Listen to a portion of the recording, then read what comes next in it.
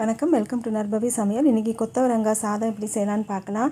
ரொம்ப ஈஸியாக, ரொம்ப டேஸ்ட்டான, ஃப்ளேவர்ஃபுல்லான இந்த கொத்தவரங்காய் சாதம் எப்படி செய்யலான்னு பார்க்கலாம். அதுக்கு ஒரு மிக்ஸி ஜாரில் கொஞ்சமாக பூண்டு, ஒன்று இல்லைன்னா 2 பச்சை மிளகாய் உங்கள் காரத்துக்கு அந்த மாதிரி போட்டுக்கோங்க. 2-3 டேபிள் ஸ்பூன் துருவன தேங்காய், கொத்தமல்லி இது எல்லாத்தையுமே அரைச்சி தனியாக எடுத்து வச்சுக்கோங்க. இப்போ அதே மிக்ஸி ஜாரில் கொத்தவரங்காயை கட் பண்ணிவிட்டு இப்படி ரொம்ப நைஸாக இல்லாமல் கொஞ்சம் கொரகொரப்பாக அரைச்சிக்கோங்க. 2 தடவை நீங்கள் பல்ஸ் மோடில் போட்டிங்கன்னா போதும், இந்த மாதிரி ஆகிடும்.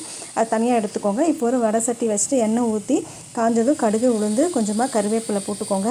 அது கூட நம்ம ஃபஸ்ட்டு அரைச்சி வச்சுருந்த இந்த கொத்தவரங்காயை போட்டுட்டு நல்லா நீங்கள் வதங்கிக்கணும். அது நல்லா வெந்துடும் உங்களுக்கு 2 நிமிஷத்தில்.